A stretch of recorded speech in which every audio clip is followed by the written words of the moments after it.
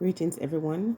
We all like to think that we are good people, but no one is perfect. We all understand that. But there are times when we have these character flaws that is so severe that it causes people not to want to be around us. And so, in today's video, I'm going to show you 8 signs that you're not a good person. And that doesn't mean that if you fall within any of these 8 categories, you cannot change. Number 1, you lack empathy. Your ability to understand and share the feelings of others is lacking. If you're a good hearted person, you will possess the ability to understand and feel other person's pain. What happens when you lack empathy? There is a sign that you're not a good person. It is a clear sign. For example, your friend lost a parent, and the first thing you can say to this person is that, oh well, he or she is old or they were sick. Is might as well. It's the best thing. If you are empathetic, you'll offer words of comfort. If you are dismissive of the person's feelings or you ignore the plight of these individuals or take pleasure in their misfortune, that is a lack of empathy. And if you are unable to recognize and respond to the emotion of others, you're not a good person. You're not. And there are a lot of persons who are not good, who like to boast about how good they are. Number 2, you constantly play victim. You're late for an engagement. You're always late for any kind of appointment or whatever. And you enjoy showing up late or canceling at the last minute without regard for the people that you're having business with or association with or plans with. And you're always looking for someone or something to blame. You blame everyone and everything beside yourself. It's the traffic, it's your partner, it's the weather. You're constantly playing victim. And this is a clear sign that you're not of good character. You're clearly showing an inability to take responsibility for your own action and always shifting the blame. It is a sure sign of a weak personality. So if you're dealing with somebody who, no matter what happens or what they do, they always find something or someone to blame for why they did that. Number 3, frequent dishonesty. Oh my goodness, it's scary. People who are perpetual liars scare me. So you are lying and you're always coming up with some story. To me, a liar is like a person who puts on perfume on dirty body. It's just that serious to me. Okay? Dirty, unwashed body is like opening your mouth and spitting lies after lies, regardless of who you might hurt because of these lies. When lying becomes a habit, that you start to believe your own lie, you have serious problems or serious personality flaws. And if you are known in your circle to be a liar, you have a serious problem. When you try to bend the truth to suit your own story, it's time for you to reflect and change.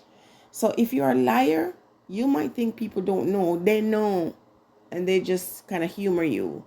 But if you are someone who everyone questions anything that you say, it is a terrible personality flaw, and you're not a good person.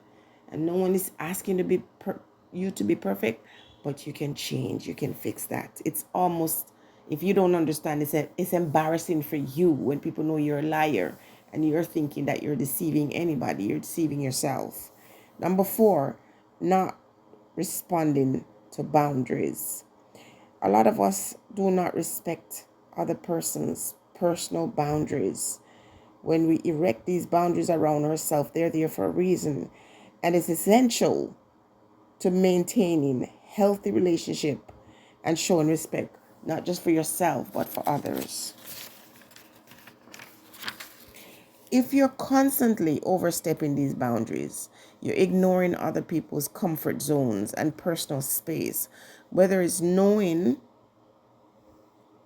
that they don't want you to do this or that and you still do it, whether it's borrowing things without asking or continually showing up uninvited or pushing others to become rude and wanting to avoid you. If you're always trying to know people's personal information, these actions show a disregard for other people's feelings and their rights. The lack of respect for boundaries is a clear sign you're not a good person. Everyone has a right to their personal space and their privacy.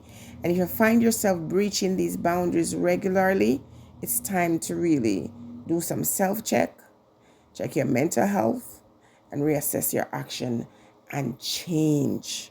Number 5, talking more than you listen. A lot of persons have this problem. They always want to hear themselves. They have no ability to hear someone out.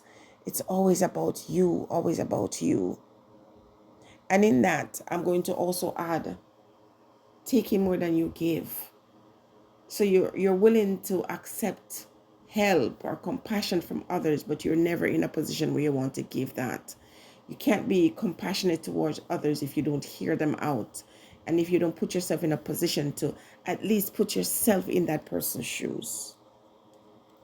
It is very important to give and to receive in equal measure.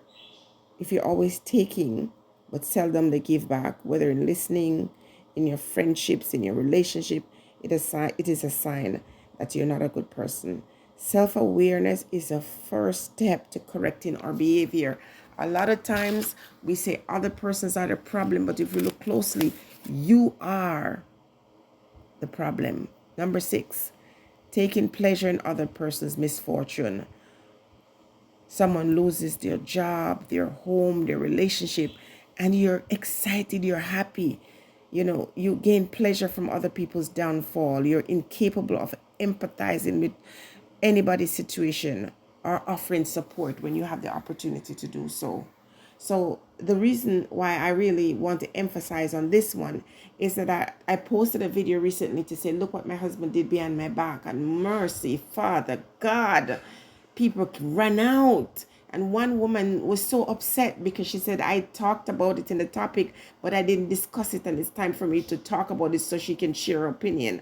And it just really upset me, but I had to hold my composure to say, there's a lot of stuff that goes wrong in my life. And the idea that I could have one year of my life okay, and someone looking, waiting.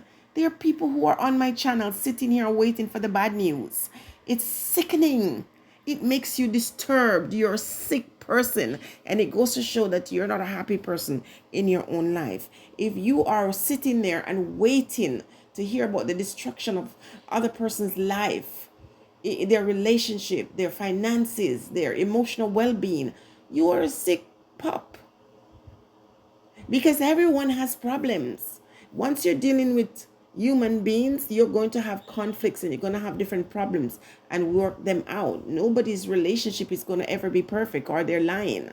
But to actually wait for it, to do what? What does that do for you to know that someone's partner did something wrong to them? Unless the person came to you and you're a close friend and they feel like sharing with you, it is really none of your business. If I post it on social media, then you have all right to say everything you want to say.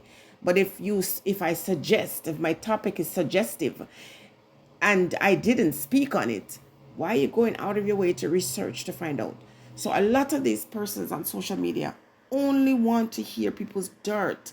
And when you are showing the good stuff, they come close because they're just waiting for things to fall apart. You need help.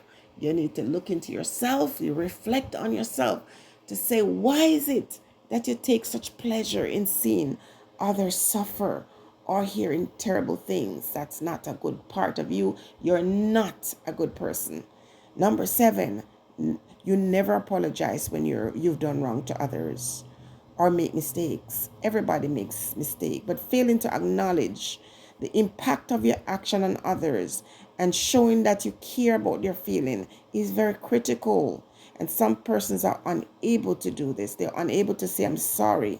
They always deflect the blame. In a lot of relationships, you see this. People do wrong and they can never apologize. If they even attempt to apologize, they're making excuses. A true apology does not tell, oh, I didn't mean this. I didn't mean that. This is not what the intention was. It's not that. True apologies, I am sorry that I hurt your feelings. I will try not to do that again. It is not followed with guilty with an explanation. No. It is I'm sorry. Those who cannot say I'm sorry without giving some long story and some long explanation as to why they offended you or hurt you is someone you should avoid. And if you are listening to this and you're that person, it's time for you to address that and fix it. It is a weakness. And apologizing to somebody is not a weakness. Okay? It is a sign of becoming a better person, admitting when you're wrong and changing. 8, lack of personal growth. So none of us benefit from staying the same. We can all learn and grow. Life is a journey of personal growth, self-improvement, learning from our mistakes and that of others, and growing as a person. Show people that it's okay to be around you. Strive to be a better person than who you were yesterday and learn and grow in the areas of your weakness. If you're stuck in the same pattern, refusing to change or grow, it's time to ask yourself, why am I this way? When no one is watching you or able to confront you, confront yourself. And remember, it's not people that matter, it's a creator that sees you when you're in your private moment. Stay blessed, everyone.